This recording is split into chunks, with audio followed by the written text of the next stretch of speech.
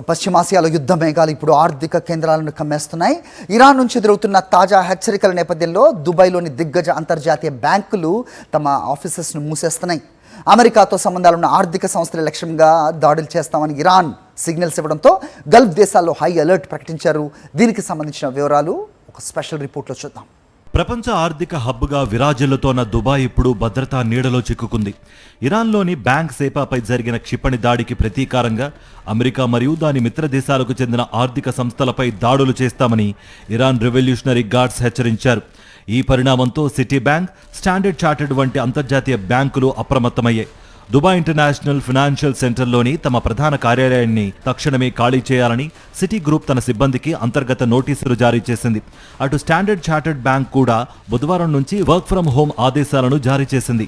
కేవలం దుబాయ్ మాత్రమే కాదు, పొరుగున ఉన్న ఖతార్లో కూడా పరిస్థితి ఉద్రిక్తంగా ఉంది. అక్కడ హెచ్ఎస్బీసీ తన అన్ని బ్రాంచ్లను తాత్కాలికంగా మూసివేసింది. ఇప్పటికే అమెజాన్ డేటా సెంటర్లపై ఇరాన్ డ్రోన్ దాడులు జరగడంతో గ్లోబల్ మార్కెట్స్ ఒడిదొడుకులకు లోనవుతున్నాయి. దశాబ్దాలుగా గ్లోబల్ క్యాపిటలిజానికి కేంద్రంగా ఉన్న దుబాయ్, రియాద్ వంటి నగరాల్లోని పెట్టుబడిదారులు ఇప్పుడు ప్రాణభయంతో వణికిపోతున్నారు.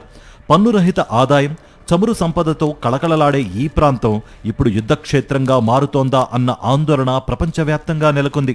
ప్రస్తుతానికి జాగ్రత్త చర్యగా ఉద్యోగులను ఇళ్ల నుంచే పనిచేయాలని బ్యాంకులు కోరుతున్నాయి. అయితే ఇరాన్ హెచ్చరికలు వాస్తవ రూపం దాలిస్తే గ్లోబల్ ఎకానమీపై అది తీవ్ర ప్రభావం చూపే ఛాన్స్ ఉంది. ఈ ఉద్రిక్తతలు ఎక్కడికి దారితీస్తాయో వేచి చూడాలి.